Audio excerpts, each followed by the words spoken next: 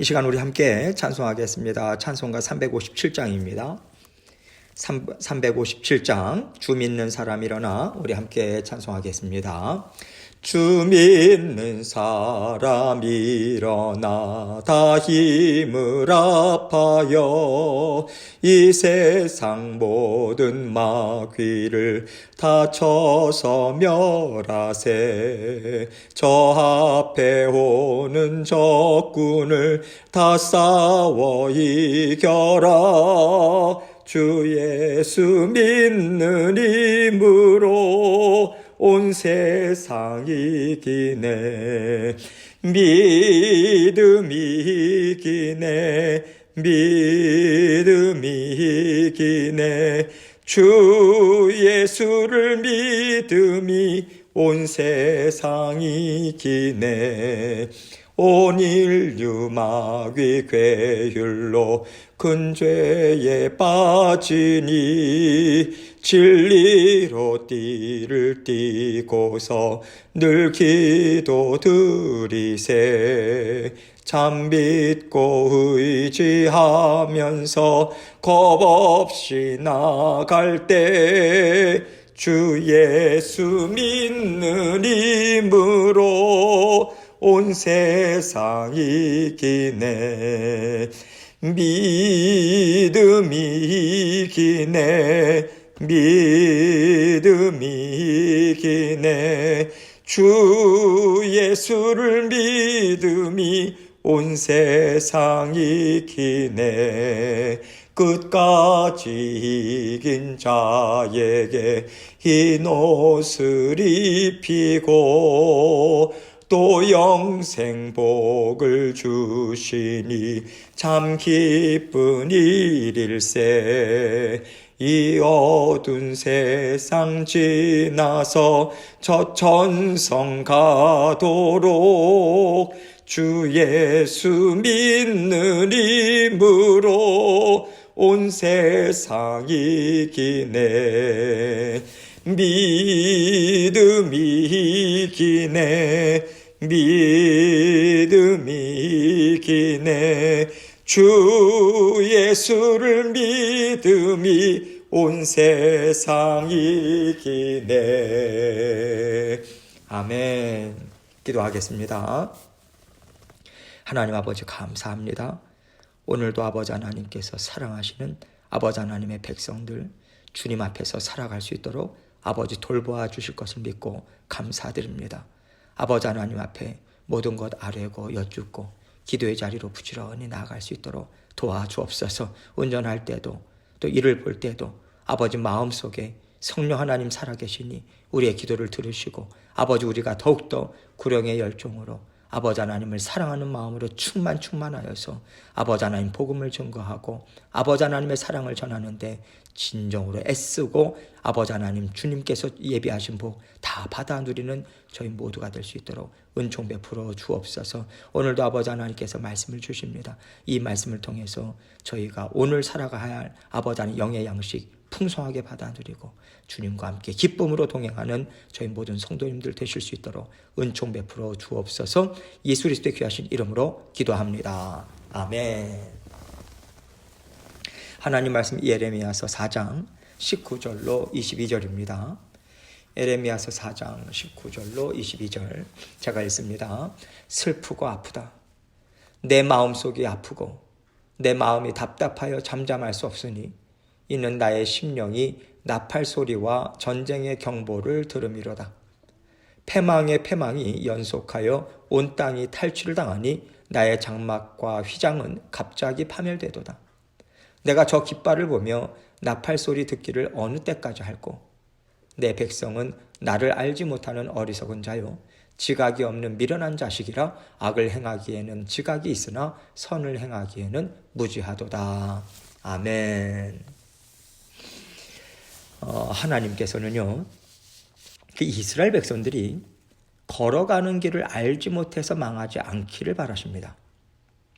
그들이요, 저희는 그런 길인지 몰랐어요. 이 변명을 하지 못하도록 하나님께서는 너희가 지금 이러이러한 길로 가고 있다. 분명히 말씀해 주시고요. 너희가 기뻐하고 즐거워할 수 있는 길은 이쪽에 있어. 이렇게 그 길까지도 가르쳐 주셨어요.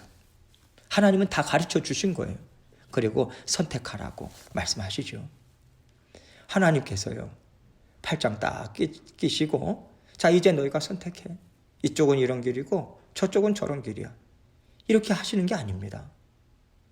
하나님은요, 그 길은 절대 아니야. 이쪽으로 와야만 너희가 살 수 있어. 적극적으로 이쪽으로 오라고 눈에 보이는 것을 통해서도 사인을 주시고, 귀로 들을 수 있도록 들려주시고, 몸을 잡아 흔드시고 손을 잡아 당기시면서 계속해서 남유다 백성들을 이끌어 주고 계시는 거예요. 그래서 이스라엘 백성들은요, 하나님이 구원해 주고자 애쓰셨다는 것을 부인할 수가 없습니다. 그렇기 때문에 바벨론에 망하고 포로로 잡혀갔을 때 그 땅에서 회개가 일어날 수 있었던 거예요. 하나님께서 아무것도 안 하시고 그저 팔짱 끼고 그들이 선택하는 것을 지켜만 보셨다면, 그들이 구구절절히 내가 하나님의 이러한 말씀을 거역했지, 이러한 말씀을 내가 버렸지, 내가 무시했지, 이렇게 회개할 수가 없거든요. 하나님은 그들이 하나님과 함께 살아갈 때만이 기쁘고 행복하더라, 이것을 경험해서 알도록 끝까지 은혜를 베풀어 주셨습니다. 하나님은 예레미야를 통해서 경고의 말씀도 주시고, 새로운 길이 너희에게 있다, 너희가 살 길이 열려 있다는 것을 가르쳐 주고 계세요. 그런데 이스라엘 백성들이 듣지 않는 것이요, 예레미야 선지자는 참 마음이 아픈 거예요. 정말 답답한 심정입니다. 그래서 아주 통탄하듯이 자기 속마음을 드러내고 있어요. 물론 그 남유다 백성들에게 지금 주어진 말씀이지만 편하게 이스라엘 백성이라고 제가 통칭해서 그렇게 앞으로 표현을 하도록 하겠습니다. 19절 말씀 봅니다. 슬프고 아프다.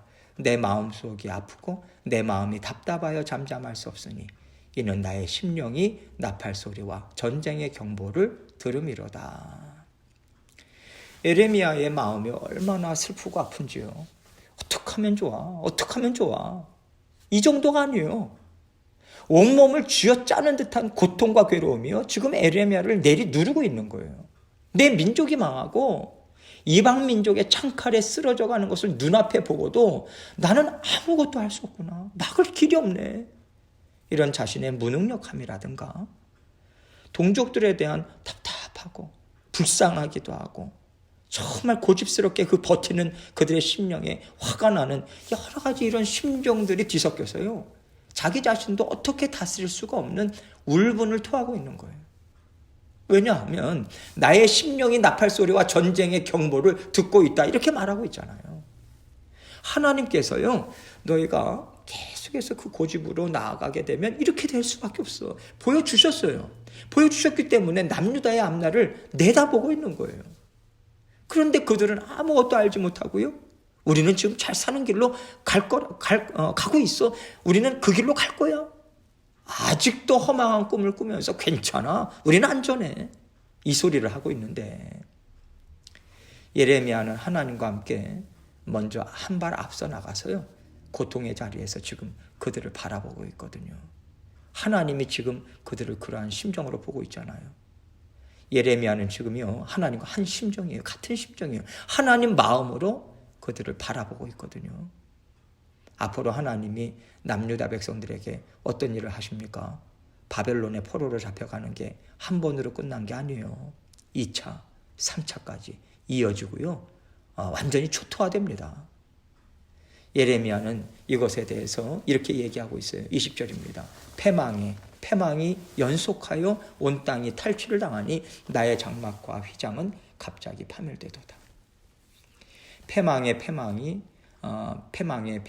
연속된다라고 하는 것은요, 바벨론이 쳐들어와서 착취하고 다 파괴해서요, 사람이고 짐승이고 곡식이고 나만 아는 게 없다는 거예요. 다 탈취해도 그저 당하는 수밖에 없거든요. 어느 정도냐면 나의 장막과 휘장이 갑자기 파멸되는 상황까지 가는 거예요. 여기서 장막과 휘장은요, 예루살렘 성 전체를 얘기합니다. 예루살렘 성은요, 아주 견고한 성이에요. 지금까지 하나님께서는 이 성을 견고한 터전으로 사용해 주셨어요. 예루살렘 성이 든든하게 세워졌기도 했겠지만요. 하나님께서 친히 든든한 울타리가 되어주시고 터전되어 주셔서요. 이스라엘 백성들을 편히 살게 해주셨던 것입니다. 그런데 그들은요, 계속해서 하나님께 뭐라고 하냐면, 하나님이 우리에게 해주신 게 뭐가 있습니까? 뭐가 있다고 우리의 터전이라고 하십니까? 저희가 이 나라를 잘 다스린 거예요. 이렇게 하니까 하나님이 더 이상 이스라엘의 성벽이 되어 줄 수가 없으신 거죠. 그러니 결국 터전이 황폐하게 될 수밖에 없는 것이고 성벽도 다 허물어질 수밖에 없는 것입니다. 우리가 지금 눈으로 보고 있는 모든 것들은요, 하나님이 함께 해주고 계시기 때문에 우리에게 유용한 것이 되는 거예요. 유익이 되는 것이고요. 좋은 것으로 우리가 사용을 하고 있는 것입니다.